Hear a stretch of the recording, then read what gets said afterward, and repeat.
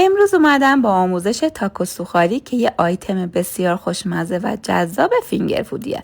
ابتدا نون لواش نرم رو به شکل دایره برش زده و با تخم مرغ هم زده هر دو طرفش رو آغشته میکنیم و در پودر سوخاری میغلطونیم. این مرحله رو میتونین 2 بار تکرار کنیم و به این شکل از توری فر آویزون کرده و میذاریم داخل فر به مدت 8 دقیقه تا برشته بشه.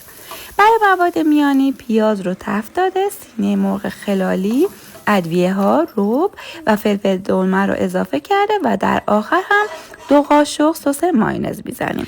ببینید این نون تاکو که این شکلی ترد و شکننده است 1 بار در پودر سوخاری غلطونده شده و دومی که نرم و منعطفه 2 بار. برای پر کردن نون ها هم سس فرانسوی، کاهوی رشته شده و مواد مرغی رو میریزیم و در آخر هم با پنیر پارمسان، گوجه و جعفری تزیین میشه. امیدوارم که درست کنید و لذتشو ببرید.